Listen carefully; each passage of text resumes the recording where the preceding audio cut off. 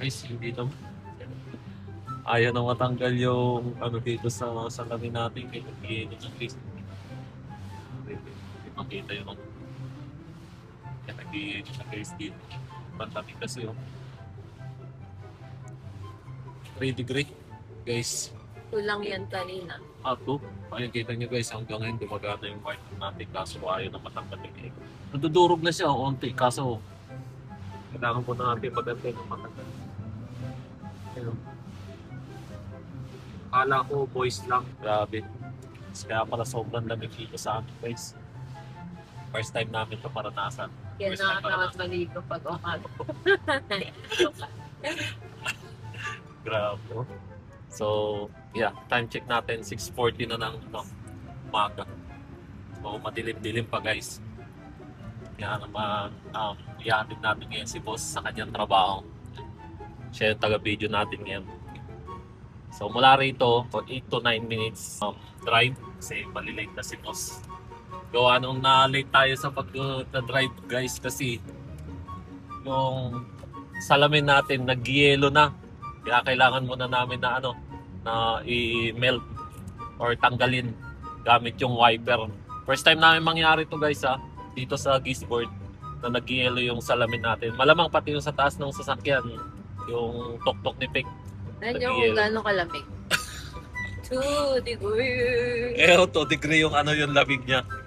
So, madalas guys, sa totoo lang, mahirap maligo sa umaga pag papasok ka guys. Ang hirap. Gawa nung sobrang lamig talaga. Kaya most of the time guys, ang ginagawa namin, naliligo kami gabi bago matulog. Para pagkising ng umaga, bihis na lang, toothbrush, gano'n. Tapos pasok na. Dito lang namin ginagawa yun guys. Kasi sobrang lamig talaga as in.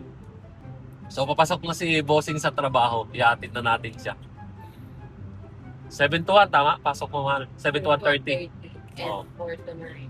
Tapos 4 to 9. Hi guys, so kakatid lang natin kay boss sa kanyang trabaho. So nandito na tayo sa bahay sa may parking.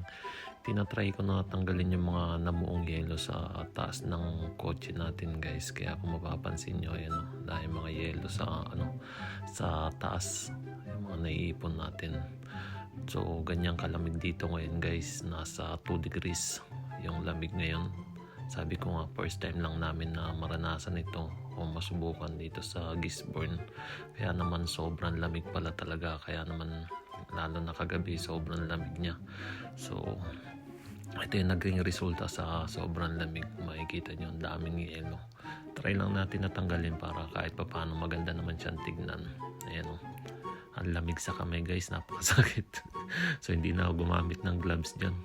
Total naman saglit ko lang naman natanggalin yan. Yung iba natatanggal pero yung iba matigas talaga siya. Ayan, matigas talaga siya, hindi kaya. Kaya naman hayaan na lang natin na malusaw mamaya pagkasikat ng haring araw guys. Ganyan ang lamig dito sa amin ngayon guys. Nakakatuwa kasi first time na mangyari sa atin to.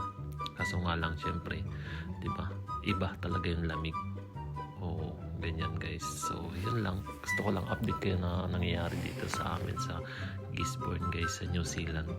For the first time maranasan natin itong ganito magtanggal ng yelo sa kotse natin guys. As in, yeah, thank you very much guys.